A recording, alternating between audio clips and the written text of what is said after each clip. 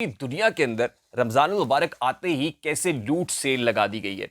मुत्तहिदा अरब अमारात ने जो पैरिशेबल आइटम्स है, खाने पीने की अशिया हैं, उन पे 75% रिलीफ अनाउंस किया है। अमेरिका वाले हम काफिर और यहूदी समझते हैं ना, उन्होंने 30 से 50% तक रिलीफ का अनाउंसमेंट किया है। यानी हमारे यहाँ जो मुनाफाखोर माफिया है, जिन्होंने दोनों हाथों से लूटना है, उन्होंने अपनी छुरियां यानी अपने दांत और अपने नाखून दोनों तेज कर लिए हैं।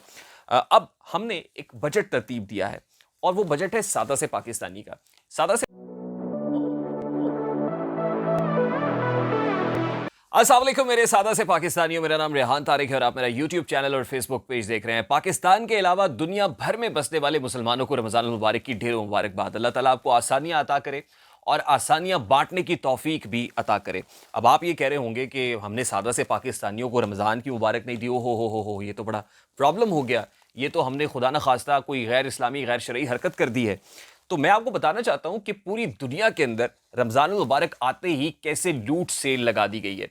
मुत्तहिदा अरब अमारात ने जो पैरिशेबल आइटम्स है, खाने पीने की अशिया हैं, उन पे 75% रिलीफ अनाउंस किया है। अमेरिका वाले हम काफिर और यहूदी समझते हैं ना, उन्होंने 30 से 50% तक रिलीफ का अनाउंसमेंट किया है। ऑस्ट्रेलिया ने 25% रिलीफ दे दी है। कनाडा ने 30% रिलीफ अनाउंस की है कि रमजान मुबारक के अंदर जो मुसलमान हैं वो अपने सहरिया और अफ्तारियां बेहतर अंदाज में कर सके। और सिर्फ ये नहीं है, बल्कि प्राइस कंट्रोल कमेटीज को भी फाल कर दिया, मोबिलाइज किया है कि जाइए और जाके मुनाफाखोरों के गिर शिकंजा सख्त करें। अमेजॉन जो एक ग्लोबली रिकग्नाइज्ड डिजिटल प्लेटफॉर्म है, उन्होंने 50% डिस्काउंट का अनाउंसमेंट कर दिया है। अब हमारे यहाँ हमारे सादा से पाकिस्तानियों के लिए क्या हो रहा है? सबसे पहले तो हमारे सामने जो ब्यूरो ऑफ स्टैटिस्टिक्स है, उनके कुछ स्टैट्स हैं और उसके मुताबिक जनवरी 2023 के मुकाबले में पाकिस्तान में महंगाई की शरह तकरीबन 27.6% बढ़ गई है। और अगर टोटल हम प्राइस कंज्यूमर इंडेक्स देखें तो वो तकरीबन 31.56% के ऊपर खड़ा हुआ है। यानी जो महंगाई है उसको पर लग गए हैं और वो हमारी दस्तरस से चीज़ें, खाने पीने की पैरिशेबल आइटम्स बहुत बाहर होती चली जा रही हैं।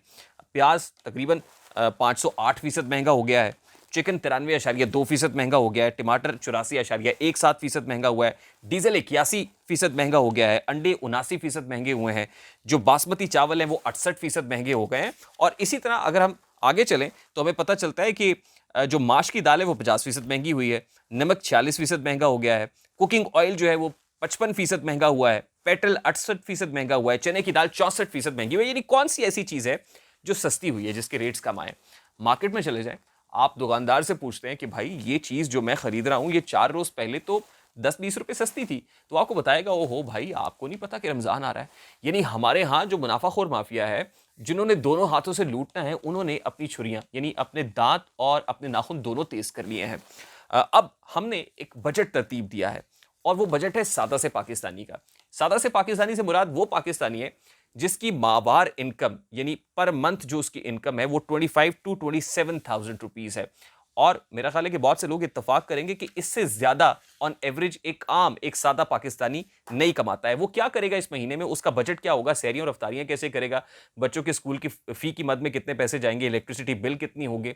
और वाटर और गैस का बिल अगर उसमें इंक्लूड कर लिया जाए और घर का जो रेंट है उसको शामिल कर लिया जाए, तो एक सादा से पाकिस्तानी की सादा अफ्तारी और सादा सहरी का बिल मिला के टोटल पैसे कितने बनते हैं, मैं वो बजट आपके सामने रखता हूं। लेकिन उससे पहले आज की जो डीसी रेट है यानी निर्खनामा है थोक का, वो मेरे सामने है।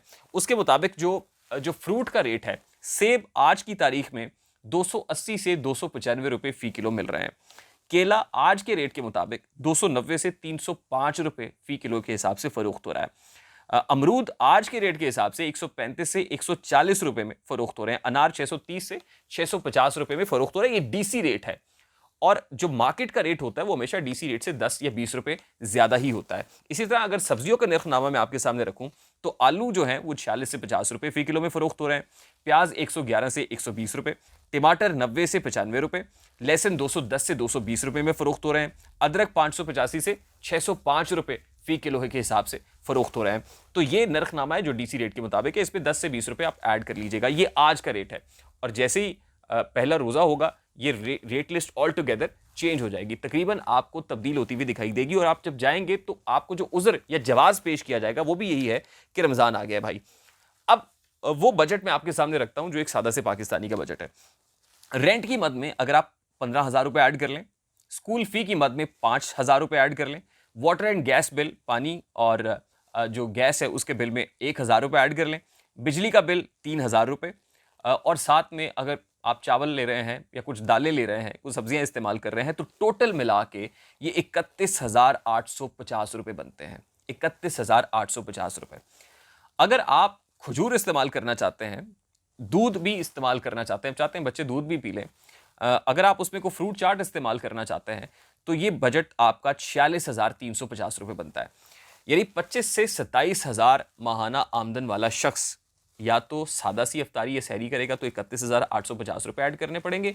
अगर वो सुन्नत के मुताबिक रोज़ा अफ्तार करने के लिए खजूर इस्तेमाल कर लेता है या कुछ फ्रूट्स इस्तेमाल कर लेता है, तो उसको 46,350 रुपये इस्तेमाल करने पड़ेंगे। यानी वो इन आइदर केस 15 से 20,000 रुपये की डेफिसिट में है।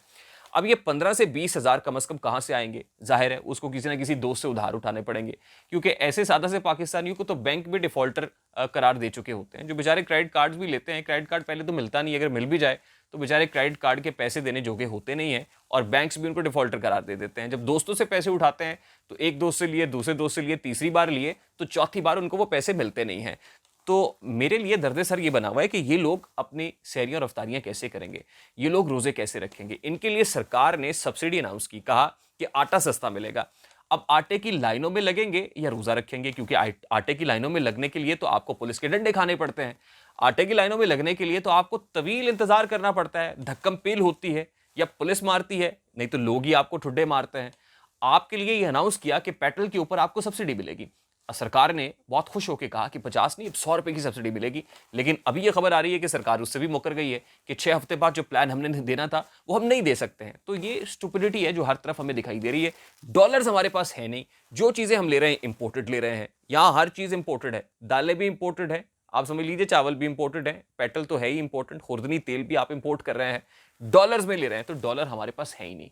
तो मेरे सादा से पाकिस्तानियों, आज जो मशवरा मैं आपको दे रहा हूं वो सिंपली ये है कि आप डॉलर्स में कमाइए, रुपए को छोड़िए और किसी ना किसी तरीके से डॉलर्स का बंदोबस्त कीजिए। अदरवाइज रमजान मुबारक का महीना आपके लिए तो बरकतों वाला और खुशियों वाला और सादत वाला होता हुआ महसूस नहीं हो रहा है।